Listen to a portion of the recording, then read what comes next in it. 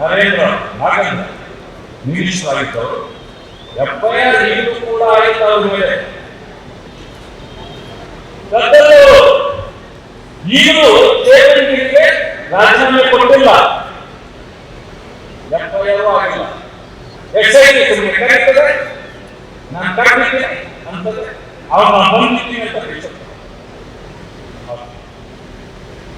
ಆದರೆ ಕ್ರಮ ಕೊಡುತ್ತಿಲ್ಲ. ಆದರೆ ಸಿಬಿಐ ಈ ಕೇಸಲ್ಲಿದೆ, ಇಡಿ ಎಂಟ್ರಿ ಆಗಿದೆ. ಯಾಕೆ ಇಡಿ ಬಂದಿರತಕ್ಕಂಥದ್ದು ಇಲ್ಲಿ ಹಣದ ವ್ಯವಹಾರ ಆಗಿರೋದನ್ನ ಕಂಡುಹಿಡಿದಿದೆ. ಸಿಬಿಐ ಬಂದಿರೋದು ಬ್ಯಾಂಕಿನ ಖಾತೆಗಳಲ್ಲಿ ಆಗಿರತಕ್ಕಂಥ ಈ ದಂಧೆಯನ್ನ ಕಂಡುಹಿಡಿಯಲಿಕ್ಕೆ ಬಂದಿರೋದು. ಈ ಸಂಪೂರ್ಣ ಕೇಸನ್ನು ಸಿಬಿಐ ಕೊಟ್ಟಿಲ್ಲ. ಈಗಲೂ ಕೂಡ ಮುಖ್ಯಮಂತ್ರಿಗಳು ಸಿಕ್ಕಿಬಿಡ್ತೀನಿ ಅನ್ನೋ ಕಾರಣಕ್ಕೆ ಸಿಬಿಐ ಕೊಡ್ತಾರೆ. ಅದನ್ನ ನಾನು ಒಂದು ಮಾತನ್ನು ಹೇಳ್ತಿದ್ದೆ, ಮಾನ್ಯ ಮುಖ್ಯಮಂತ್ರಿಗಳು ನೇರ ಹೊಂದಾಣಿಕೆ. ಯಾಕೆಂತಂದ್ರೆ ವರ್ಷದ ಮಾರ್ಚ್ ತಿಂಗಳು ಆರ್ಥಿಕ ವರ್ಷದ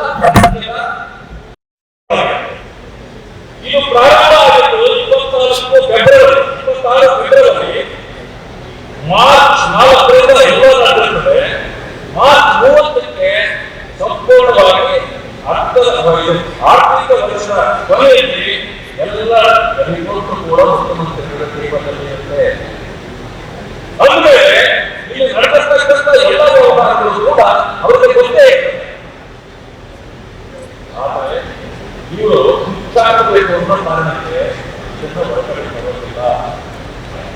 ಇತ್ತೀಚೆಗೆ ಮಾಡಿದರೆ ನಮ್ಮ ಕಡೆ ಒಂದು ಗಾದೆ ಮಂಗ ತಾನಿಟ್ಟಿದ್ದಲ್ಲ ವನವನ್ನೇ ಕಟ್ಟಿಸುವಂತ, ತಾನಿಟ್ಟಿದ್ದಲ್ಲ ಒಂದು ವನವನ್ನೇ ಕಟ್ಟಿಸುವಂತ.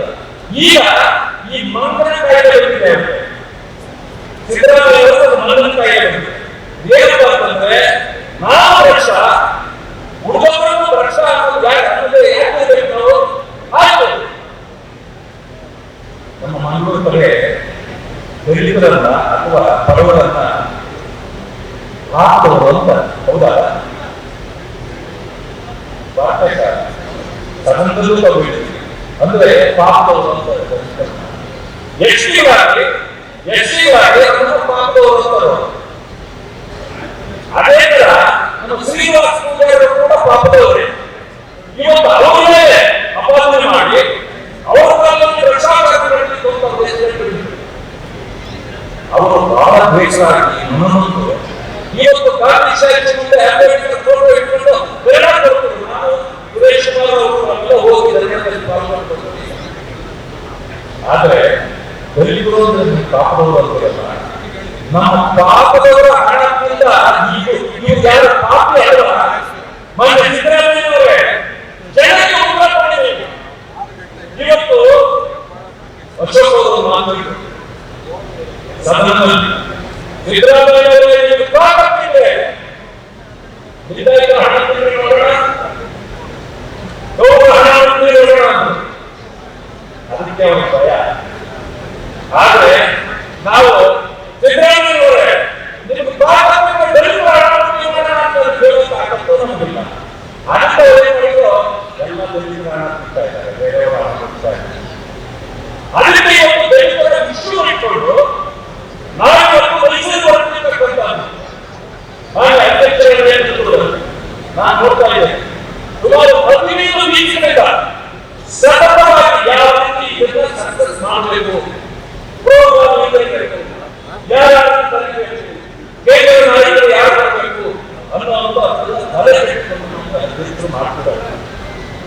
ಆಫೀಸ್ ಬರೆದು ಕೊಡಿಸಿ ನಾವೆಲ್ಲರೂ ಸಂಪೂರ್ಣ ಸಹಕಾರ ಕೊಡಬೇಕು, ನಿಲ್ಲಬೇಕು.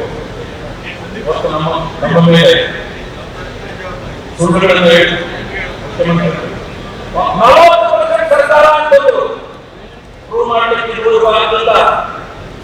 KCM ಒಂದು ಮಾಡಲಿಕ್ಕೆ ಆಗಲಿಲ್ಲ. ಆದ ಸುಳ್ಳುಗಳನ್ನು ಬಿದ್ದಿದೆ, ಅದರ ಪ್ರತಿಫಲವಾಗಿ ಸರ್ಕಾರ ಬಂತು. ಇದೊಂದು ಸುಳ್ಳಿನ ಸರ್ಕಾರ ಇವತ್ತು ನಮ್ಮ ಮುಂದೆ ಇರ್ತಕ್ಕಂಥ ಆ ಸುಳ್ಳಿನ ಸರ್ಕಾರ ಸಿದ್ದರಾಮಯ್ಯ. ಇವತ್ತು ನಾವೇನಾದ್ರೂ ಹೋಗ್ಬೇಕು ಅಂತಂದ್ರೆ ಪಾದಯಾತ್ರೆಯಲ್ಲಿ ಪರವಾನಗಿಯನ್ನು ಕೊಡೋದು ಮಾಡ್ತಿದ್ದಾರೆ. ನಾನು ಹೇಳ್ತೇನೆ, ಜನಶಕ್ತಿಯ ಮುಂದೆ ಯಾವ ಪರವಾನಗಿಯನ್ನು ಬೇಕಾಗಿಲ್ಲ. ಸಿದ್ದರಾಮಯ್ಯ ನೀವು ಪರವಾನಗಿ ಕೊಡಬೇಕಾಗಿಲ್ಲ. ಜನ ನಮ್ಮನ್ನು ಕೇಳಿದ್ದಾರೆ.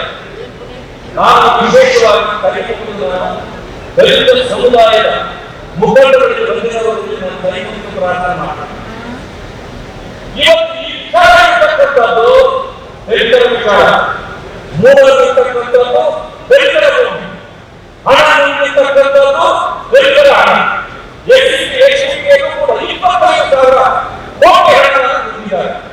ಈ ಎಲ್ಲವನ್ನು ಇಟ್ಕೊಂಡು